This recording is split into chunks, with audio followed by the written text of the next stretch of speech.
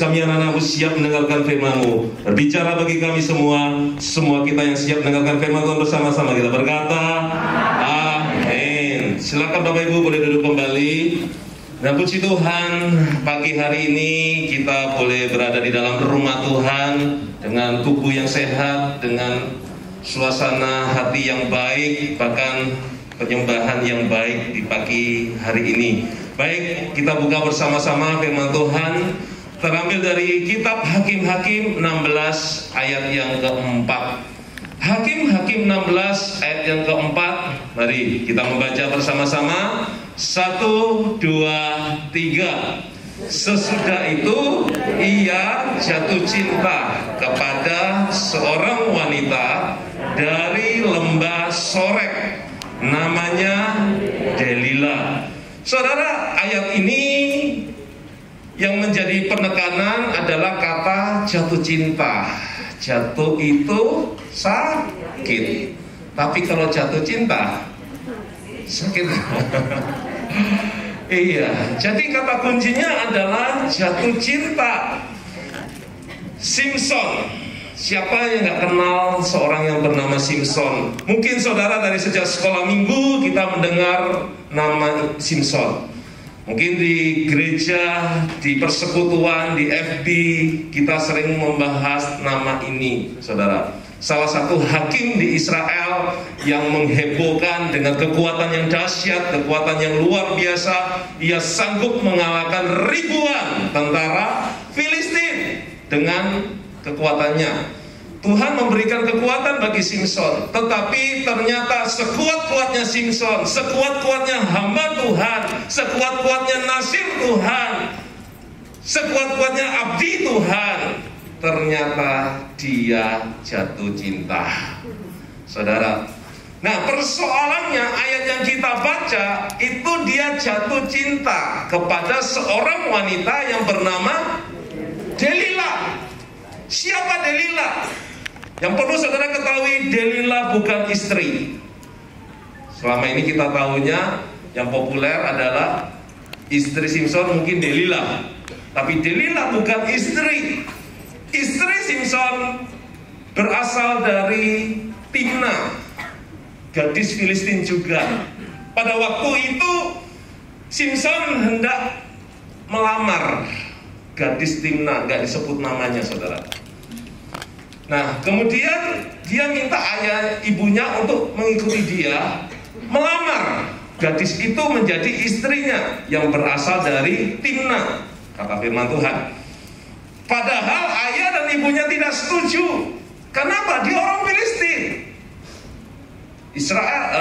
Simpson adalah orang Israel, harusnya kawin kepada sesukunya. Tapi Simpson membujuk ayah dan ibunya untuk supaya menjadikan wanita gadis Timna itu menjadi istrinya. Sudah toh? Selesai. Menikahlah dia. Deng deng deng deng deng deng deng deng gitu ya. Dan setelah menikah, saudara, ternyata Simpson tidak setia. Simpson ternyata berselingkuh. Kalau saudara baca baik-baik di kitab Hakim-Hakim, Simpson jatuh cinta kepada seorang pelacur yang berasal dari Gaza. Wanita Gaza, saudara. Gaza, kalau saudara tahu Gaza itu perbatasan ya. Selama ini yang kita dengarkan di berita-berita, di media sosial, Gaza itu perbatasan antara Palestina dan Israel, saudara. Berarti di tengah-tengah perbatasan ada percampuran abu-abu.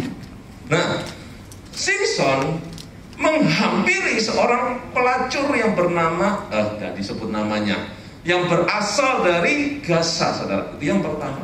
Yang kedua, Simpson mendatangi wanita lain yang bernama Delilah ini dari lembah Sorek.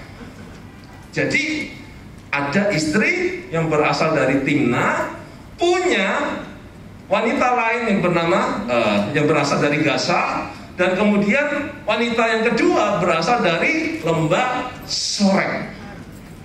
Saudara, Simpson hamba Tuhan. Simpson adalah nasir Tuhan, tapi dia alami kejatuhan. Saya tidak menceritakan kejatuhan dalam arti hamba Tuhan nggak bisa jatuh. Banyak, saudara. Yang saya mau kupas di sini adalah Simpson dengan mudahnya mengumbar asmara. Karena itu judul firman Tuhan hari ini adalah mengumbar asmara, saudara.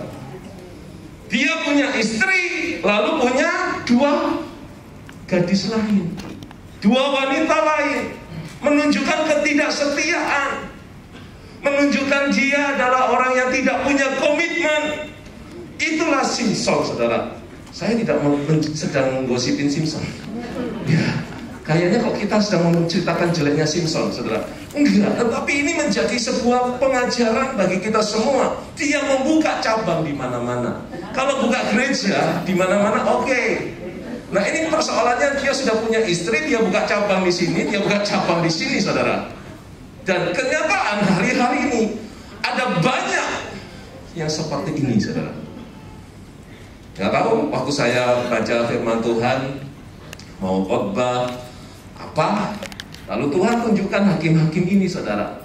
Dan hikmat itu muncul. Hari-hari ini ada banyak asmara yang dengan gampangnya diumbar kemana-mana, gonta-ganti pasangan, karena tidak puas dengan yang sudah dimilikinya, berusaha mencari yang lain, saudara. Dengan dalinya apa? Bosan dengan pasangan yang sekarang. Itu dali yang pertama. Ada dali yang kedua, berkata apa? Daripada yang satu ini bertahun-tahun menyakitin hati saya, cari yang lain aja. Itu dali yang seringkali muncul, saudara. Ada lagi dali yang lain, pasanganku ini tidak bisa memberikan apa yang saya mau, sementara yang lain bisa. Ya. Jadi dia memilih untuk cari yang lain, saudara. Ini dali-dali yang seringkali muncul di hari-hari ini, saudara. Saya mau katakan pada setiap saudara bahwa kasih, cinta itu memberi. Firman Tuhan mengajarkan bahwa kasih itu memberi. Kasih tidak mengambil, kasih tidak menuntut, tetapi memberi. Katakan bersama saya, memberi. 1, 2, 3. Memberi. Kalau yang namanya memberi, dibalas gak dibalas, gak ada soal. Itu namanya memberi. Kalau saudara memberi dan mengharap itu dibalas, berarti itu bukan kasih, itu nafsu, saudara. Kasih itu memberi. Kasih yang Yesus ajarkan adalah memberi. Kalau saudara bersama pasangan saudara lalu berkata, wah pasanganku gak bisa memberikan apa yang aku mau, berarti saudara belum dalam kasih. Saudara masih mengharapkan. Ayolah, mulai hari ini paradigma kita, pemahaman kita berubah, saudara. Dengan berbagai alasan semacam ini, saudara, seringkali adalah menunjukkan bahwa manusia seringkali mencari kebahagiaan untuk dirinya sendiri. Ketika kita masuk di dalam kehidupan berkeluarga, sudah waktunya bukan mencari kebahagiaan kita. Ketika kita masuk di dalam pelayanan, bukan berarti kita harus mencari kebahagiaan kita. Mana yang gue suka, ya gue mau. Mana yang saya mau, ya gue lakukan. Saudara, kasih itu memberi. Saudara bukan pada level menerima dan menerima. Sudah waktunya saudara naik kelas. Sudah waktunya saudara sebagai anak-anak Tuhan yang memberi. Ini kaitannya secara hubungan horizontal, saudara. Horizontal. Nah, saudara, sesungguhnya sebuah hubungan di dalam pernikahan bukan untuk mencari kebahagiaan. Kalau saya seringkali konseling kepada calon mempelai, kalau saya tanya, apa tujuanmu menikah? Ada yang berkata gini, saudara, saya mau bahagia. Wah, pertanyaannya bagi saudara yang menikah, betulkah kalau mau mencari kebahagiaan dengan menikah? Ya, ini kan idealisnya toh. Mereka kan masih muda kan, belum pernah ngerasain rumah tangga, pernikahan. Saya mau menikah karena saya mau bahagia. Lalu saya jawab begini, kalau mau bahagia gak usah nikah. Yang ketawa pelaku atau korban? Iya.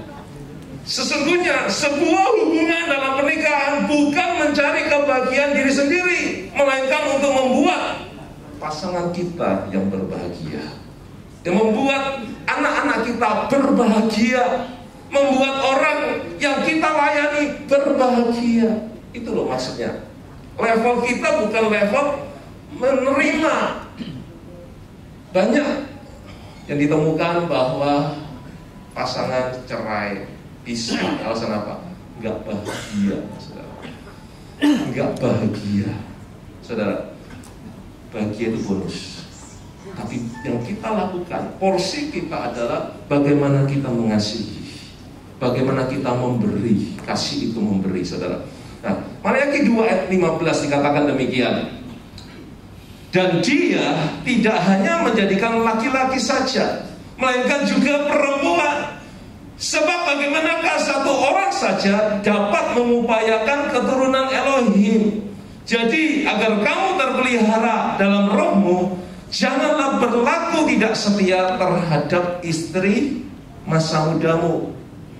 Hari ini istri-istri, pastor sedang membela kami, tunggu, belum selesai. Ya, jadi janganlah berlaku tidak setia terhadap istri masa muda. Jangan salah baca, bukan istri muda, istri masa muda.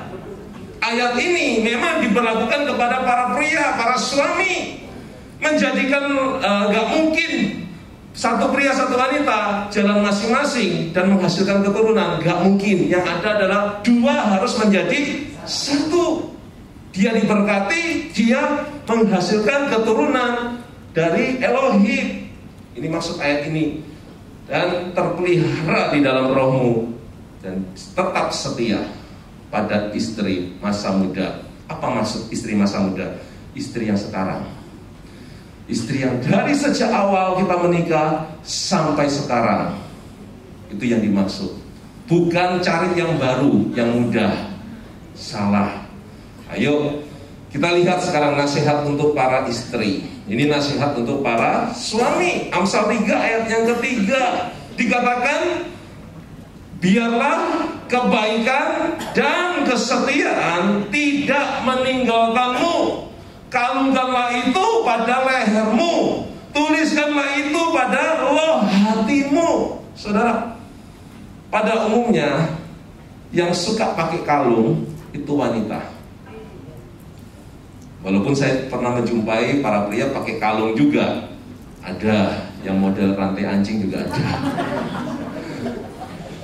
Tapi ayat ini lebih ke arah wanita. Biarlah kebaikan kesetiaan dari ibu-ibu wanita tidak meninggalkanmu. Kalungkan itu pada lehermu dan tuliskan pada loh hatimu. Ini nasihat bagi para wanita, karena yang pakai kalung kebanyakan wanita, saudara.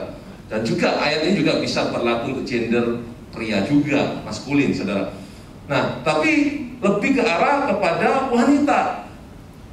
Jadi prinsipnya baik suami, baik pria maupun istri, wanita harus tetap setia.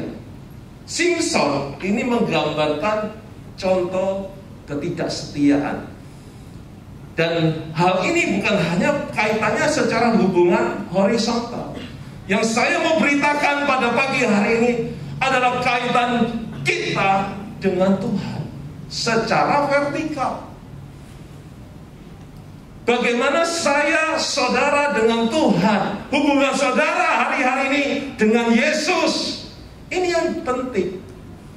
Saudara menjalani kehidupan kerohanian, saudara menuntut banyak hal kepada Tuhan. Tuhan, doaku bertahun-tahun tidak Engkau jawab. Aku mau cari yang lain. Berarti tidak setia. Tuhan, apa yang aku minta Engkau nggak kasih.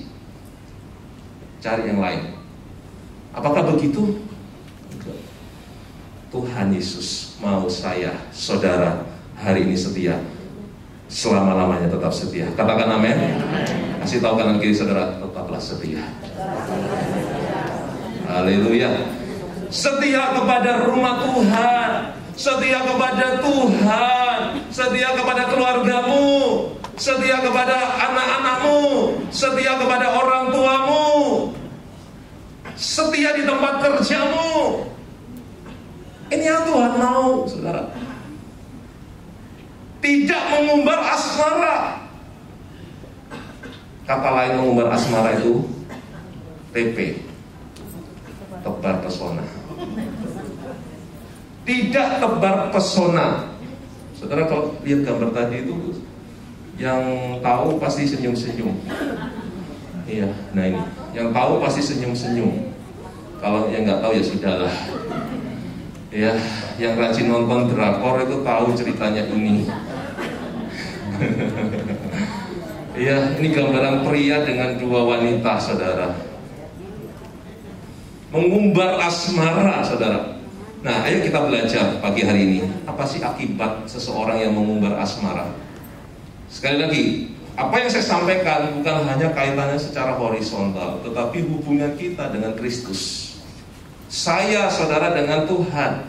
Kalau kita tidak setia kepada Tuhan, kita mengumbar asmara kepada yang lain, kepada orang pintar, kepada benda-benda tertentu, kepada seseorang yang kita andalkan selain Yesus, kita mengumbar asmara. Nah, yuk kita lihat Hakim-Hakim 16 ayat 17 dikatakan apa? Mari kita baca bersama-sama 1, 2, 3.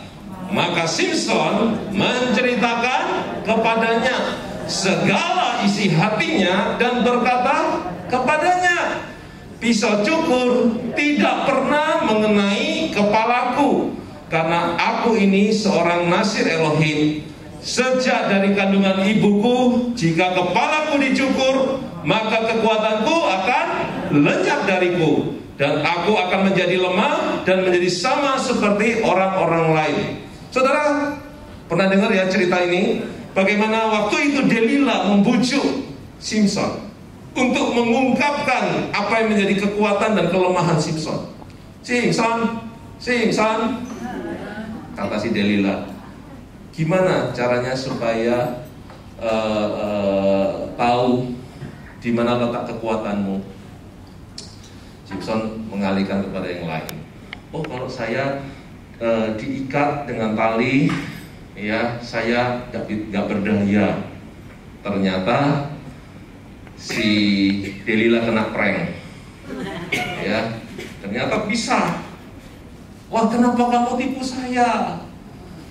Lalu dibujuk lagi yang kedua, dibujuk ketiga dengan cara-cara yang ketiga, yang keempat, giliran dia akhirnya mengungkapkan apa yang sebenarnya. Orang yang mengumbar asmara, akibatnya yang pertama, kelemahannya terungkap. Kelemahannya menjadi terungkap. Kelebihan dan kelemahan konsumsi pribadi. Memang ketika kita ngelamar pekerjaan, terkadang di interview, bagian HR dia akan bertanya, apa sih kelebihanmu? Apa sih yang menjadi kelemahan? Mungkin. Tapi kebanyakan ditanya, apa sih kelebihanmu yang membuat kami bisa menerima kamu di tempat ini, di tempat kerja ini? Itu kalau urusan kerjaan, saudara.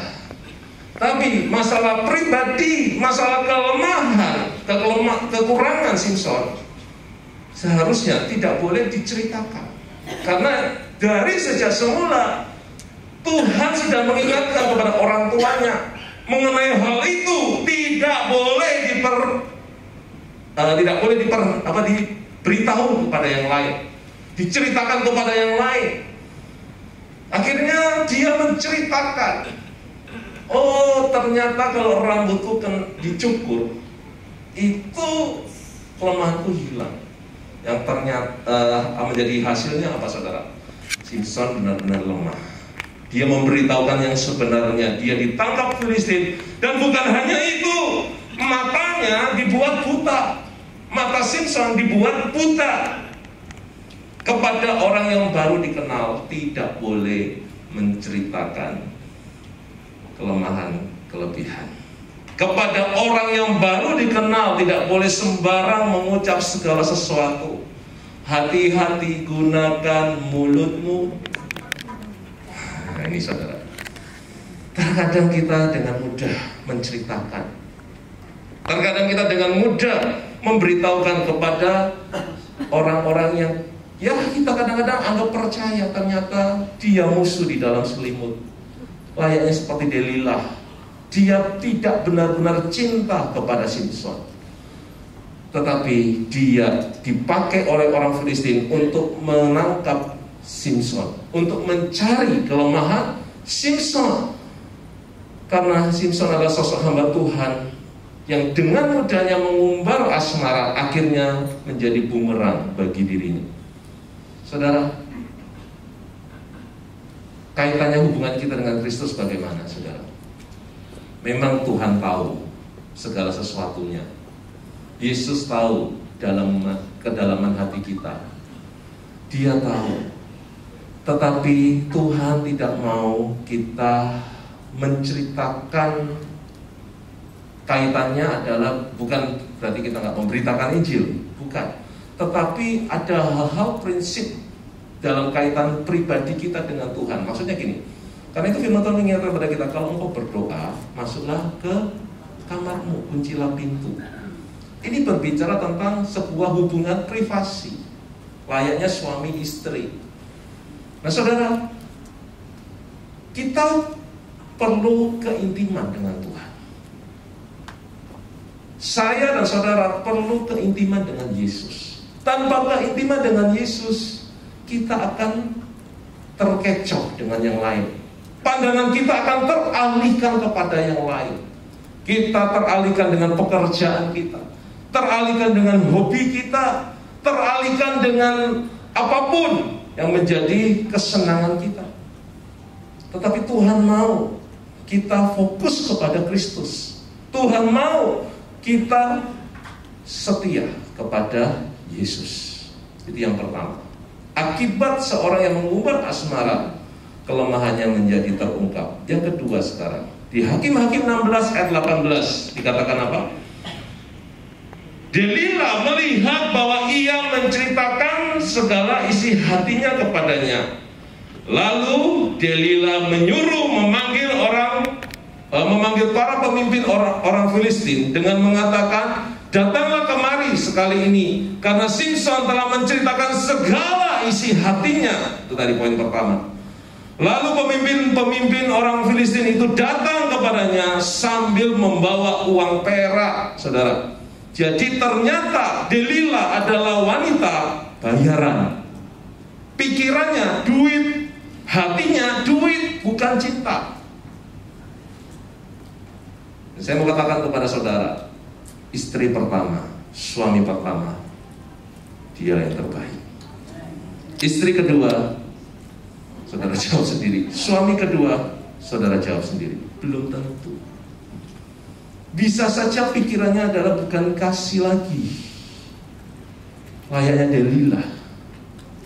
Dia adalah wanita bayaran yang dibayar oleh orang-orang Filistin. Wanita lain, pria lain, belum tentu dia bicara tentang kasih. Tetapi Tuhan mau bahwa saudara setia kepada pasangan saudara hari-hari ini. Simson mengumbar asmara, akhirnya ia dikhianati oleh wanita yang dia cintai. Padahal hatinya Simson terletak kepada Delila. Tapi ternyata Delila tidak seperti yang Simson pikirkan. Delila adalah nafasnya duit. Apa yang dia lakukan? Duit. Sementara Simson berusaha untuk mencintai Delila. Yang kedua, akibat orang yang mengumbar asmara mengalami pengkhianatan. Dia menabur pengkhianatan, dia menuai pengkhianatan. Simson menabur pengkhianatan, bukan? Dia mengkhianati istrinya yang dari Timna tadi itu. Dia datang kepada wanita di Gaza, dia datang kepada wanita dari lembah Sorek, Delila, dan dia dikhianati oleh Delila. Saudara, di sini menggambarkan bahwa kepercayaan itu tidak dibangun secara mudah. Simson mengalami pengkhianatan. Setiap pengkhianatan dimulai dengan kepercayaan. Saya mau katakan kepada setiap kita statement ini, setiap yang namanya pengkhianatan biasanya berangkat dari siapa? Orang yang dipercayakan. Nah, lanjut sekarang. Kepercayaan tidak dibangun dengan tidak adanya pengkhianatan. Tetapi pada mereka yang pengkhianatannya paling sedikit. Maksudnya apa? Maksudnya adalah semua kita punya bibit jadi pengkhianat. Ya, saya, saudara punya bibit jadi pengkhianat. Tetapi kepada mereka yang dipercaya pengkhianatannya masih kecil, bibitnya masih kecil. Tapi kayak Yudas Iskariot mungkin sudah membesar. Itu maksudnya kalimat ini, saudara. Artinya apa? Kalau kita sadar bahwa diri kita lemah, kita perlu Yesus. Jangan sampai apa yang kita tabur, yang buruk kita tuai yang buruk. Tetapi hari ini kabar baiknya, taburlah yang baik. Taburlah kasih, engkau menuai kasih. Tabur pengkhianatan, engkau menuai pengkhianatan. Seperti Simson, saudara. Ketika dikhianati, ada yang pernah berkata kepada saya seperti ini: lebih baik memiliki musuh yang menamparmu di wajah daripada teman yang menusukmu dari belakang. Ketika ada orang yang dikhianati, ada yang pernah mengucapkan statement seperti itu: lebih baik ada musuh yang menampar kita di depan daripada teman sendiri yang menusuk kita dari belakang. Itulah pengkhianatan, saudara. Nah, sama halnya Tuhan Yesus gak mau dikhianati, tetapi memang untuk menggenapi rencana Bapa Yahweh, dia harus memunculkan Yudas sebagai pengkhianat. Terkadang ada orang-orang yang dipakai jadi pengkhianat di tengah-tengah kita, saudara, tapi bukan saudara orangnya. Saya percaya di tempat ini semua adalah orang-orang yang setia. Katakan amin. Tidak ada pengkhianatan. Hidup bukan tentang siapa yang nyata di depanmu, ini tentang siapa yang nyata di belakangmu. Wah, ini kalimat-kalimat yang menguatkan saya secara pribadi. Kalau yang di depan kita itu biasanya wah manis semua, saudara. Sekarang yang paling penting ketika kita nggak ada itu, ini yang kita akan tahu baca hatinya orang itu dari mana. Ketika kita tidak ada, saudara, ini jika kamu dikhianati, lepaskan pengampunan. Tadi posisinya kita Simson adalah sebagai pengkhianat dan menuai pengkhianatan. Bagaimana pastor kalau saya jadi korban pengkhianatan? Firman Tuhan berkata, lepaskan pengampunan, saudara. Lepaskan kekecewaan. Dengan cara itulah kepahitan tidak memiliki waktu untuk berakar di hati kita. Dengan demikian hati kita tetap terjaga. Yesus sendiri juga memberikan teladan tentang pengampunan. Bagaimana ketika dia dikhianati oleh orang-orang di sekitarnya, orang yang berteriak, yang mengeluh-elukan Yesus sewaktu Yesus jalan di Yerusalem, Hosana, Hosana bagi anak Daud. Orang yang sama juga berkata, salibkan dia, salibkan dia. Yesus memberikan teladan apa, saudara? Sewaktu dia disalib, sebelum dia mati, dia berkata, Bapa, aku capek, iya, dan aku mau menyerahkan semuanya ke dalam tangan. Ampuni mereka yang tidak tahu apa-apa. Wah, istimewa ya teladan Yesus. Bukan hanya dikhianati Yudas loh, yang kita tahu selama ini Yudas, tetapi di luar Yudas ada Yudas-Yudas yang lain yang mengkhianati Yesus. Yesus memberikan teladan tentang pengampunan. Hanya kasih yang bisa mengubahkan seseorang. Sebagai istri kau pernah dikhianati, sebagai suami kau pernah dikhianati, sebagai orang tua mungkin kau pernah dikhianati, sebagai anak kau pernah dikhianati. Satu hal yang firman Tuhan datang kepada kita hari ini, lepaskan pengampunan, berkati dia, dan kau alami pemulihan, kau diberkati oleh Tuhan. Tepuk tangan buat Tuhan Yesus. Yang ketiga, yang terakhir, di Hakim-Hakim 16 ayat 21 dikatakan apa? Orang Filistin itu menangkap dia dan mencungkil kedua matanya, membawanya ke Gaza. Di situ mereka membelenggunya dengan 2 borgol tembaga, lalu mempekerjakannya untuk menggiling di penjara. Yang ketiga, akibat orang yang mengumbar asmara adalah kehilangan yang berharga. Ia kehilangan yang berharga. Salah satu yang berharga bagi Simson adalah mata. Saudara, di Bible kalau bicara mata itu yang paling berharga. Karena itu setiap kita disebut biji mata Tuhan. Saya, saudara, itu biji mata Tuhan. Coba, siapa yang berani korek biji mata saudara? Ada? Walaupun itu dia anak saudara yang paling saudara sayang, maukah dia pegang biji mata saudara? Pasti nggak mau. Kenapa? Itu bicara tentang sesuatu yang berharga. Mata itu sesuatu yang paling berharga. Dan Simson kehilangan mata, kehilangan sesuatu yang berharga. Hidup baik-baik saja pasti alami kehilangan kok. apalagi hidup gak baik. Alami banyak kehilangan. Yang normal-normal saja itu loh, pasti ada yang hilang. Kita kerja baik-baik, kita cari cuan baik-baik, dagang baik-baik, ditipu kok, dibawa lari kok uang kita. Apalagi yang hidupnya nggak baik-baik saja, saudara, yang macam-macam, yang tidak setia. Simson kehilangan, saudara. Kadang kita harus kehilangan sebelum akhirnya menyadari betapa berharganya itu dalam hidup kita. Jika tidak demikian, kita seringkali menyia-nyiakan. Saat orang itu berada di dekat kita, kita sia-siakan, kita sepelekan. Saat orang sudah nggak ada, kita anggap orang itu, wah dulu ya ada dia itu. Biasa manusia.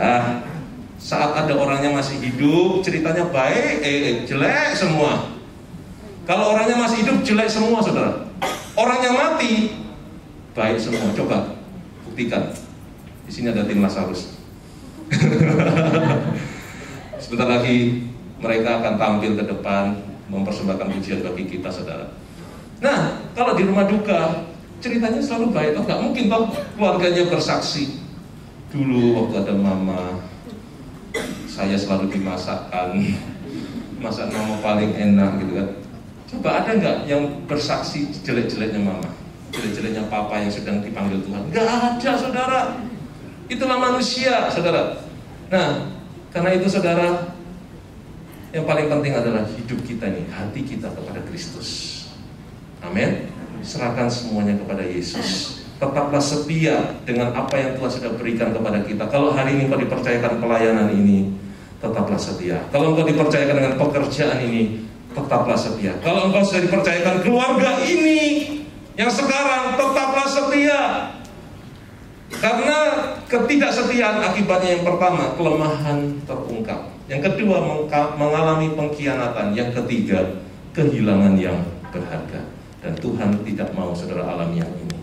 Tuhan Yesus mau saudara mengalami yang baik, baik dan selamanya baik. Tepuk tangan buat Tuhan Yesus. Kita sedang mengisi pujian oleh tamu dan